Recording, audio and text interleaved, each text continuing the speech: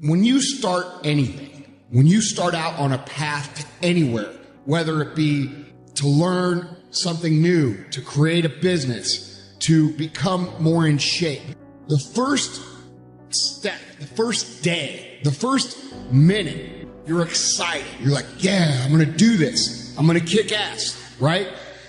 And the next day comes and you're like, man, this is a little tougher. And then you take another step and another step. And maybe you get to Thursday or Friday and you're like, this is pretty hard, man.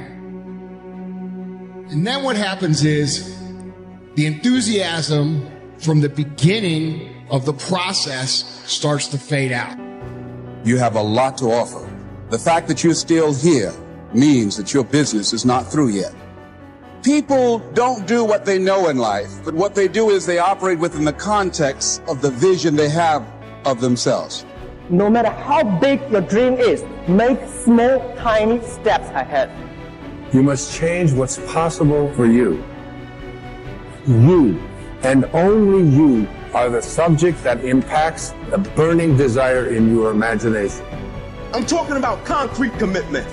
I'm talking about the commitment that says, I am going to stay true to what I said I would do long after the mood that I've set it in has left.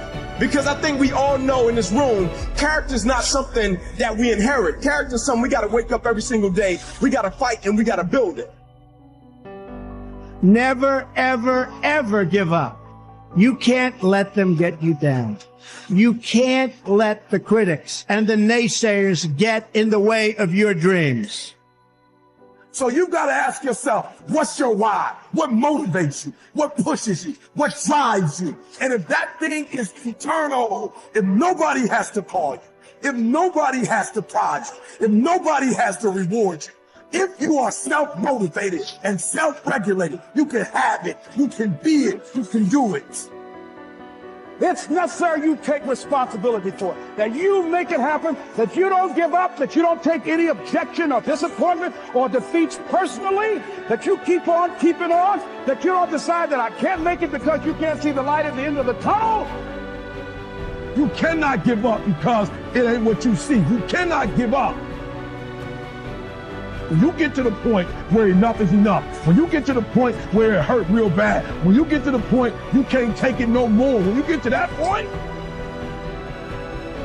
doors start opening, opportunities start happening. But what you cannot do is you cannot quit doing the process. The earlier you get in the game and get on track, the better life you're gonna have. It's you. You got to make that happen. The first step before anybody else in the world believes it is you have to believe it. There's no reason to have a plan B because it distracts from plan A.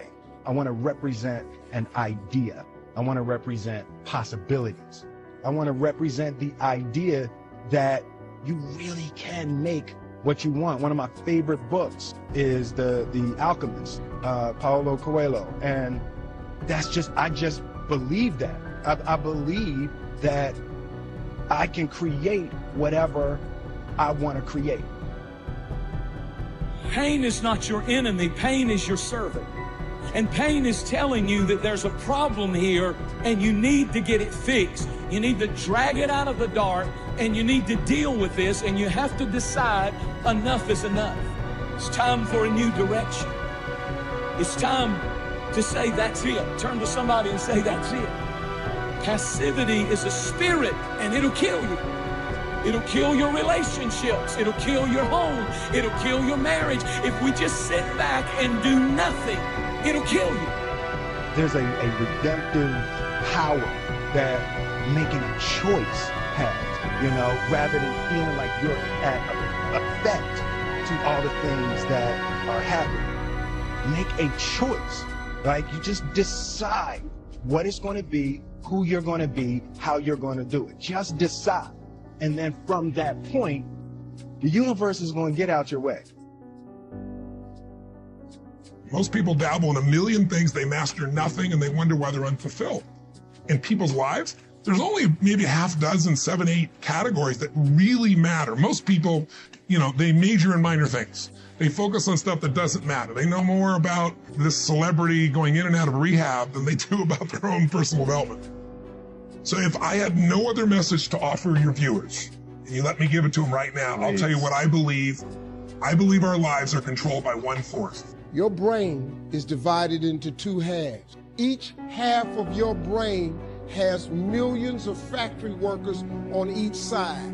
At the forefront of each one of those factories is a forming positive and you got forming negative. You're the boss of the factory. You wake up in the morning and you say, man, I don't feel myself today. Forming negative hears that. He said, hey, the boss just woke up and said he's having a bad day today. Let's get to work. And your day starts tumbling into what you ordered. You could wake up in the morning and you say, you know what? Today is going to be a great day today. Man, thank you, Lord, for waking me up this morning. Forming positive turns around and goes, Steve's having a great day today. He's expecting some wonderful things to happen. And man, let's get it going. And they start manufacturing thought. You have got to change the way you think. It is the whole determining factor of where you go in life. This is the truth, is that so many of us say that we want to change, but many of us are unwilling to pay the price to change. And really, all of change comes from not focusing on what you can't control. It comes from focusing on what you can control. All of change has a price tag attached to it. That today, each and every one of us, we have to count the cost. Do we actually want to change? Are we willing to pay the price for change? Winter comes after fall. Night comes after day. Difficulty follows opportunity. Recession always comes after expansion. It's been the rhythm of life for the last 6,000 years of recorded history. So the winters are going to come. The winter of sickness, the winter of disappointment, the winter of devastation, social winters, economic winters, personal winters when your heart is smashed in 1,000 pieces and the nights are unusually long. It's simply called wintertime. But the winters are inevitable. So it has been for the last 6,500 years of recorded history. You say, well, Mr. Rohn, what can I do about the winters of life? The most important decision you can make above any on the face of the earth is deciding that no matter what happens in your life, no matter what happens, you're going to live in a beautiful state. Life is short. We don't know how short it's going to be.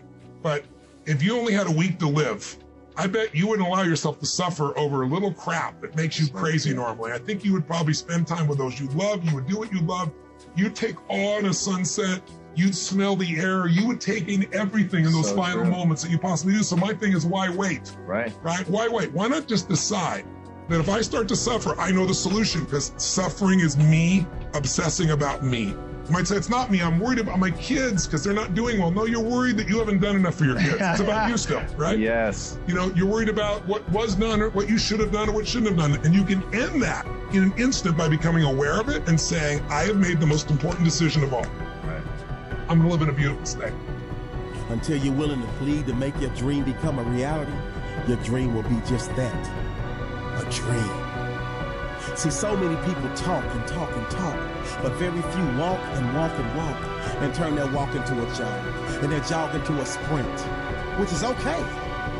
But the problem is, they resent those of us who made the choice to put ourselves in position to hoist the banners. They resent those of us who made the choice to keep pushing, even when our skin got a little moist, because we understood that moisture, aka sweat, would eventually build, and all of that sweat equity would allow us to never sweat or worry about struggle. That sweat equity would allow us to never sweat, worry, or stress, because winners like us chose to bury all of our fears. Winners like us chose to bury all of our doubts, all of our indiscretions, and we took all of our life lessons and refurbished, repackaged, recreated, and reused all of the pain, all of the hurt, all of the failure, all of the setbacks, and turned them into get-backs. And that's why we continuously get back up and will always get back up. When life pops up and pops us in the mouth, we may drop and we may go down, but it's never for the count. You can bet your bottom dollar that you can count on winners like us to always come through in the clutch.